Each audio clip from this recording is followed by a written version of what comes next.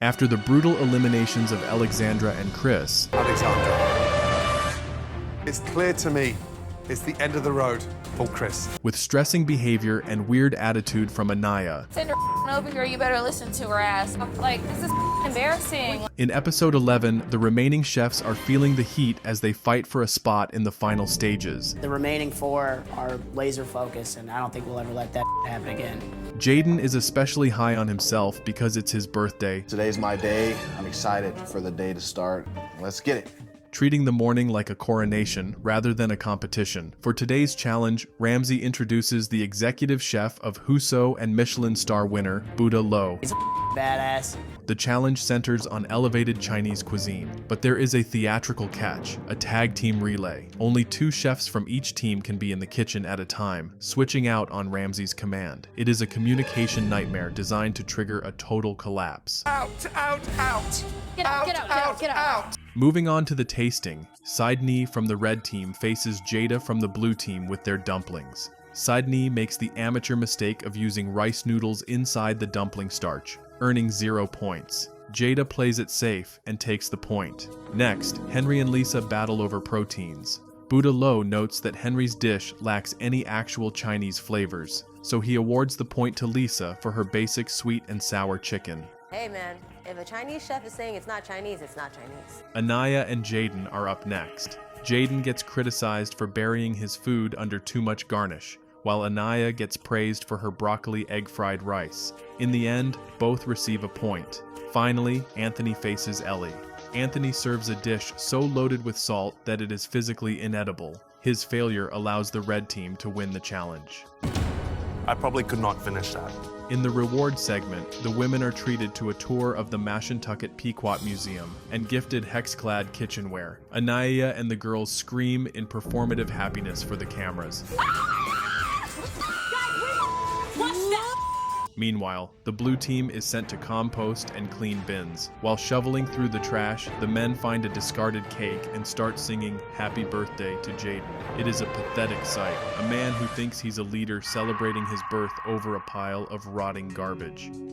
Happy birthday to you. The following evening, Ramsay opens the kitchen for a high-stakes charity gala. The red team cooks for the Connecticut Food Share, while the blue team cooks for Stand Up to Cancer. Jada feels a personal connection to the cause because of her grandfather, but the rest of the kitchen is focused on a leadership trial where each chef must command a course. My grandfather actually recently just got diagnosed with lung cancer. You'll need to supervise the preparation of that course and the cooking. As the event begins, Anaya and Henry start with the scallops. Anaya immediately starts showing off her leadership by shouting continuously, drowning out the room. Get them down, make sure you're not overcooking them. On her side, Ellie accidentally spills hot oil on Lisa's arm, prompting Lisa to call her a crazy bitch, right on the line. Crazy bitch, she burned my tattoo. For the second course, Anthony and Lisa take charge. Anaya refuses to stay at her station and oversteps into Lisa's space, cursing while she tries to micromanage. 7 minutes, chef. No, you're not Lisa, you're Anaya. Get these in there. There you go. On the blue side, Anthony is giving too many directions, causing total confusion. This leads to Chef Ramsay shouting at Jada and Anthony. Jada quickly shifts the blame, claiming the water wasn't even boiling when she tried to help. Ramsay is forced to stop the service and make the blue team count their missing plates, exposing their lack of coordination. Count the plates. Moving to the duck course, the pressure mounts. On the red team, Ellie gets screamed at for frying rice in the wrong pot. Yeah, It's chef. called fried rice because it's fried in a frying pan. Yeah, chef. Come on. On the blue side, Jaden hits a new low. He cuts the ducks without letting them rest, and then stupidly admits to Ramsay that he forgot to serve the sauce. His excuse is simply that he kind of forgot, a staggering admission of incompetence on such a high-stakes night. I kind of forgot about that. During the final course, Anaya continues to act like she understands everything better than her peers, but her aggressive behavior leads to her literally breaking the mixer. Oh my God. I am stressed out right now about this damn mixer. Anthony is late again with the soufflés, and the blue team's mirror image of leadership officially shatters. Once the dinner is over, Ramsay calls both teams to the pass. He declares that the blue team failed the leadership test completely. Get out of here. Yes, Two chef. nominees. In the dorms, Anthony tries to deflect by blaming Henry's serving skills. Ultimately, the team pushes forward Anthony and Jaden for elimination. Ramsay singles out Jaden, noting that his duck course was the shakiest and most unprofessional performance of the night. Despite it being his birthday, Ramsay eliminates Jaden and sends him packing. Jaden leaves the house in defeat, while Jada is left feeling bad that his downfall happened on his birthday. It was a day that started in the trash and ended with his exit. In episode 12, the final 7 chefs enter the kitchen with the realization that the team phase is officially dead. The atmosphere is heavy with the fallout of the previous night's service, but Ramsay immediately shifts the energy by bringing in 3 WWE champions to provide some much-needed motivation.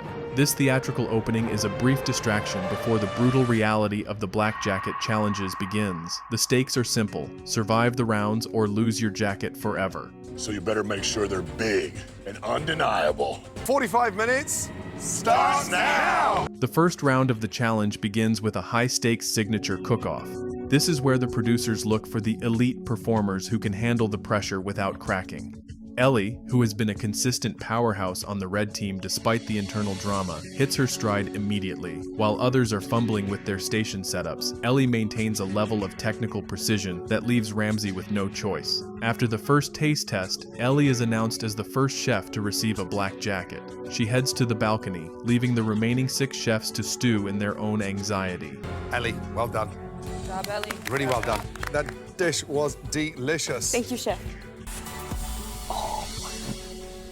In the next round, the competition intensifies as the chefs fight for the second spot. Jada, who carried the emotional weight of the cancer charity service from the night before, uses that drive to focus her technique. She knows she cannot rely on the rationality of the men or the chaos of Anaya. Her dish is praised for its balance and professional execution. Ramsay hands Jada the second black jacket, confirming her status as a frontrunner. As she joins Ellie on the balcony, the blue team men, Henry and Anthony, begin to show visible signs of panic. They are watching the women claim the top spots while they are left on the floor, battling for their survival. My dad would be so proud of me right now. There are still 3 more up for grabs. Time starts now. The third round is where the gate starts to close. The focus shifts to Cindy and Lisa. Cindy, who has often been overshadowed by the louder personalities in the dorms, finally has her moment of clarity. She delivers a dish that Ramsay calls flawless, making her the third person to secure a jacket. That pizza was delicious. Thank you, Chef. I got a black jacket. Immediately following her, Lisa proves that her consistency throughout the season wasn't a fluke. She secures the 4th black jacket. At this point, the narrative shift is undeniable. The red team women have completely colonized the balcony, leaving a 3-way showdown between Henry, Anthony, and Anaya for the final jacket. Enjoy the lounge. Thank you, Chef. You deserve it. Thank you, Chef. Good job. I can't believe it. I'm in shock. I'm very thankful for it, for sure.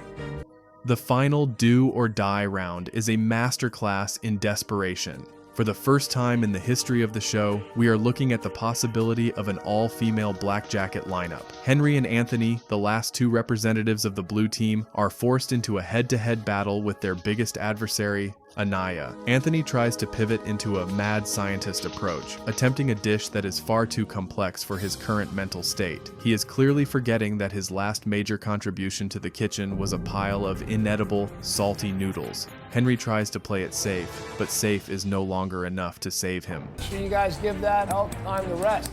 It's tricky to cook. Those game meats are different. I gotta stand out. You know, everything's on the line right now. The judging for the final jacket is clinical and cold. Ramsay tastes the dishes from the final 3, looking for a reason to keep the men in the competition. However, the technical failures are too significant to ignore. Henry is the first to be called forward, but it isn't to receive a jacket, it's to be eliminated. His safe approach resulted in a lack of vision that Ramsay simply couldn't reward. Henry accepts his defeat and exits, leaving the final spot down to Anthony and Anaya. Anaya. The tension reaches a breaking point as Anthony and Anaya stand before Ramsay. Anthony's dish is criticized for being disorganized and poorly seasoned, a recurring theme for the men throughout the season. Despite Anaya being outed as the bully in previous episodes, Ramsay acknowledges that her dish has the complexity and the edge that a head chef requires. Anthony is eliminated next, marking the total extinction of the blue team men in a single episode. The mirror image of leadership that Jaden broke in the previous episode has now resulted in a total collapse for the men. Anaya is awarded the 5th and final black jacket, completing the historic all-female sweep. She walks to the balcony with her signature smugness, acting as though her victory was never in doubt. The 5 women, Ellie, Jada, Cindy, Lisa, and Anaya, stand together, but the air is thick with tension rather than sisterhood. They have earned their jackets, but they have also earned a permanent front row seat to Anaya's narcissism for the remainder of the competition. Asterisk. The elimination of Henry and Anthony serves as a harsh moral payoff. They spent the season looking down at the toxic red team, only to be outcooked and outlasted by every single one of them. They are told to leave their jackets and exit Hell's Kitchen, a humiliating end for 2 chefs who thought they were the favorites to win. As the men walk out into the night, the cameras capture their shock. They didn't just lose a jacket, they lost their dignity in a historic shutout. The episode ends with the 5 black jackets heading to the lounge for a celebratory toast. Anaya immediately starts flaunting her win, reminding the others that she was the one who stood her ground while the men fell. Jada and Lisa share a look of silent dread, realizing that the real hell is only just beginning. The hierarchy is set, and while the team jerseys are gone, the hostility is more focused than ever.